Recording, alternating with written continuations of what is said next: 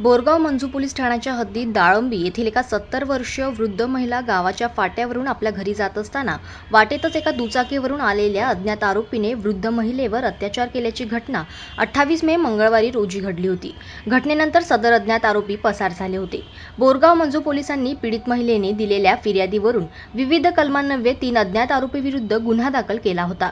दरम्यान सदर अज्ञात आरोपींची बोरगाव मंजू पोलीस व स्थानिक गुन्हे अन्वेषण शाखा अकोला यांनी अखेर 4 दिवसानंतर 2 जून रोजी सदर घटनेतील आरोपीस बेड्या ठोकल्या।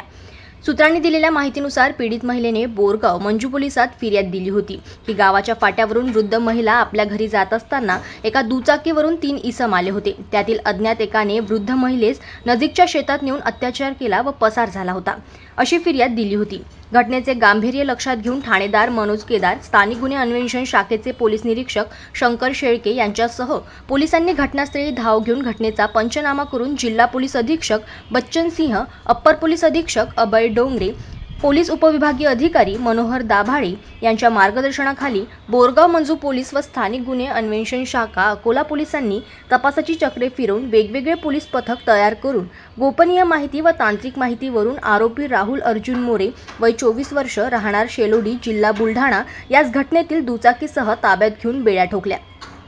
पोलिसांनी आरोपींची अधिक चौकशी केली असता आरोपीने सदर गुन्ह्याची कबुली दिली। पुढील तपास ठाणेदार मनोज केदार, स्थानिक गुन्हे अन्वेषण शाखेचे पोलीस निरीक्षक शंकर शेळके सह पोलीस करीत आहे। जनमत लाईव्ह न्यूजसाठी अकोलामधून संजय उमक यांची रिपोर्ट।